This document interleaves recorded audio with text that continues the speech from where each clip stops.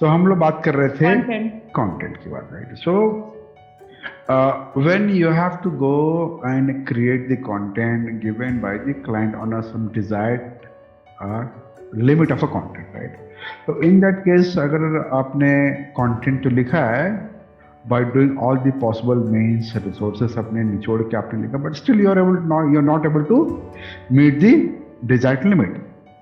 तब उस सिचुएशन में how you can go and think of creating more ideas for writing the content on that page. तो अब यहाँ पे आती है बात कि how do you decide the strategy? So the thing you have to keep in mind is, पहला चीज होता है कि ये जो content हम लिख रहे हैं उसका intended user कौन है, which we say basically the target audience. ठीक? तो अभी स्टेलोसिस के केस में टारगेट ऑडियंस कौन? IT पर्सन, जो लोग मतलब कंपनीज जो लोग ये सोल्यूशन आई मीन टेक्नोलॉजी खरीदेंगे, प्लेटफॉर्म खरीदेंगे। अच्छा चलो, मैं अभी थोड़ा सा पॉज करता हूँ, let me focus on to this part now. आपने अभी पिछले कुछ दिनों से आप कंटेंट लिख रहे हो, राइट? सो आपने डिफरेंट सॉल्यूशंस के बारे में आपने कंटेंट लिखा है।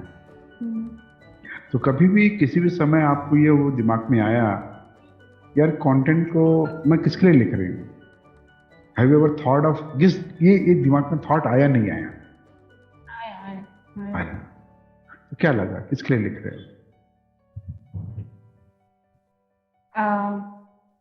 एक कंपनी है जो दूसरे कंपनी के लिए एक SAP जो है मतलब वो टेक्नोलॉजी, वो प्लेटफॉर्म प्रोवाइड करता है to use do company for their business purpose. Fantastic. तो आपने कहा this there are set of companies those who would be looking for some SAP solutions, you are writing the content for them, right? So you mention about a company. अब company तो software या solution तो खरीदती नहीं है, so it is the people in the companies, they are responsible or they were given a responsibility to go and take the decision of buying, procuring a software or solution. तो अगर मैं उस point को ध्यान में रखूं, in that case who would be that person and who would be that person from which department would be willing to take interest in buying or purchasing or learning about an SAP solution? अगर ये दिमाग में बात नहीं आई है तो कोई बात नहीं, बट अब मैं आपको जो कहना चाहता हूं ये आपको ध्यान रखिएगा कि डिजिटल मार्केटिंग में ये हमारा रिस्पॉन्सिबिलिटी होता है to understand any business process. अगर नहीं पता है देन उसको probe and ask and you have to know it better, क्योंकि डिजिटल मार्केटिंग में हमारा एक ही काम होता है कि हमारा जो कंटेंट है, हमारा जो मार्केटिंग है, it has to reach to a person और a people, and if it is not reaching to the people और अ पर्सन, देन हमारा marketing efforts is not going in the right path. Absolutely. ठीक है, clear है? तो मैं चाहता हूं कि आप इस चीज के बारे में पता लगाओ। अब आप किसे कहां से पता लगाओगे, कैसे पता लगाओगे? आपके पास एक चलता फिरता इंसाइक्लोपीडिया है, नहीं जिसका बैट टूटा अभी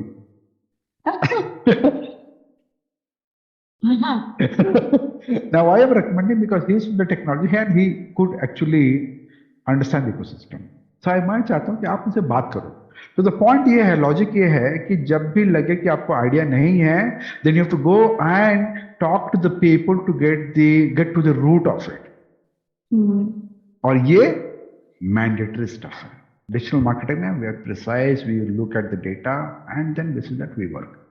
जब अब आपसे मैंने कहा कि ये कंटेंट कौन पढ़ेगा, then you should be knowing very precisely, Jain ये कंटेंट जो है it is going to be read by people who could be from the technology department of an enterprise companies looking for a SAP solutions. In that case, they could be the people from, they could be a CTO, Chief Technology Officer, they could be a project managers, they could have delivery heads, they could be the IT managers, something of the sort. तो इस तरह के लोग जो हैं मेरे इस article को पढ़ के they will get an idea what the solution we are offering and how it is going to help them. Got it? यहां समझ आए? So when you do the content writing, हमारा पहला मोटिव होता है कि इस कंटेंट का एक्चुअल इंटेंडेड यूजर कौन है, रीडर कौन है. And once you are able to know that reader, then आप अपने आप को उस रीडर की जगह में रख के you start probing the questions. For example, अगर मैं कहूं आप एक आईटी मैनेजर हो कंपनी में और आपको रिस्पॉन्सिबिलिटी दी गई है कि you have to go and find a better ERP solution which can help us in managing or maintaining our HR practices. हमारे HR डिपार्टमेंट है, उसको हमको स्ट्रीमलाइन करना है, just go and find it out. तो जब आपको हम रिस्पॉन्सिबिलिटी देंगे तो you are answerable to the management, you are answerable to any investment done by the organisation into that product. तब आपकी लाइफ स्टेक पे है. Then to safeguard your life, अब क्या करते हैं, आप वो सारे सवाल उस वेंडर से पूछेंगे या उस कंपनी से पूछेंगे, क्या आपका सोल्यूशन ये करता है, क्या इसमें ये फीचर है, can it do this, can it do that. You are going to probe all the possible questions which you are actually going to use और your company is requiring you to go and get the data. ठीक? अगर मैं वो सारी questions जो आपके दिमाग में है, अगर उन्हीं क्वेश्चंस के बेसिस में I can go and create a content on my page, आपको क्या लगता है वो आपको अच्छा लगेगा पढ़ने में, यूजफुल लगेगा, इंफॉर्मेटिव लगेगा? लगेगा ना? So this is how you go and create the content. तो अभी आप अपने कंटेंट को देखेंगे, you have given the introduction about the topic, उस प्रोडक्ट का क्या इंपॉर्टेंट फीचर्स है and some more important details. Then you say कि यार अब मेरे को नहीं पता क्या लिखना चाहिए. So the thumb rule is to improve or increase the content into your any page should always bank upon in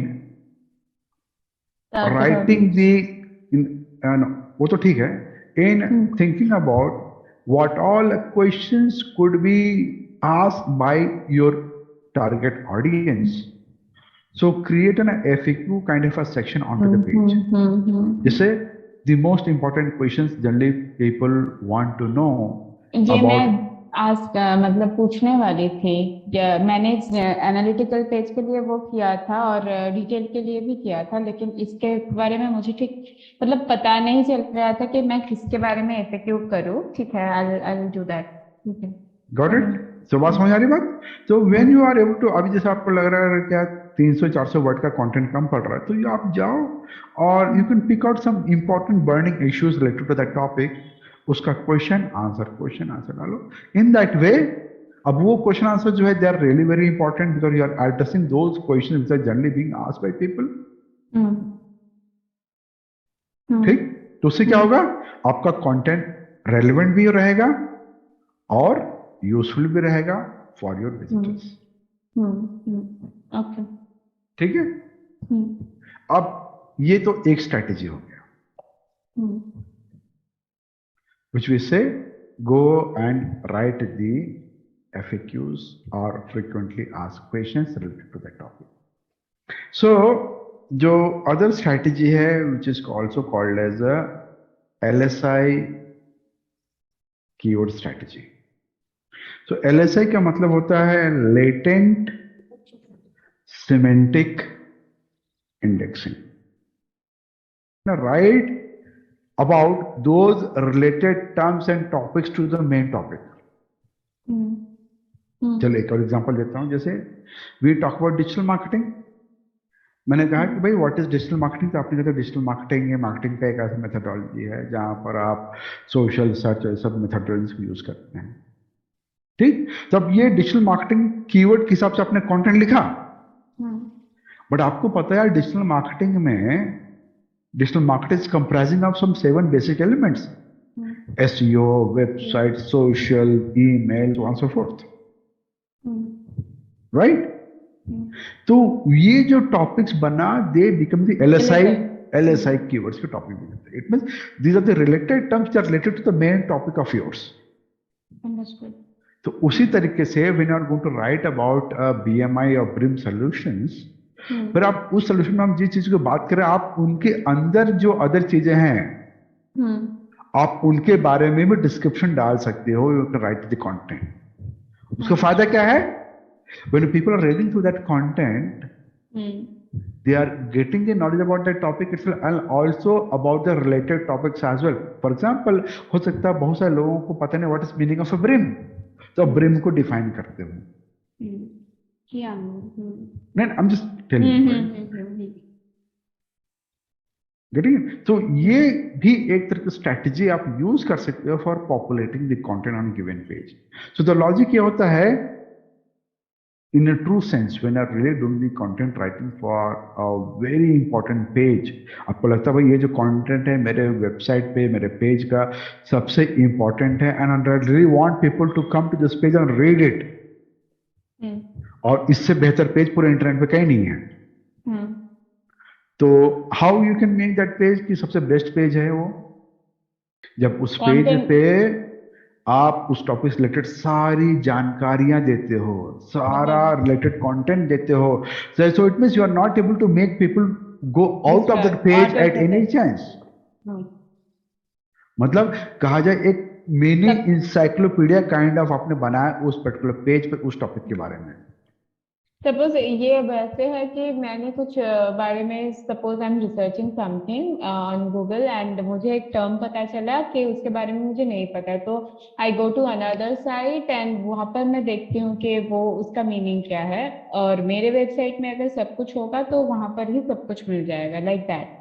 correct, हाँ। तो हम कहते हैं rather than we making people go and find the content on various other websites, हम उन सारी चीजों को एक ही पेज पे लिख रखते हैं, one stop solution for that piece of information.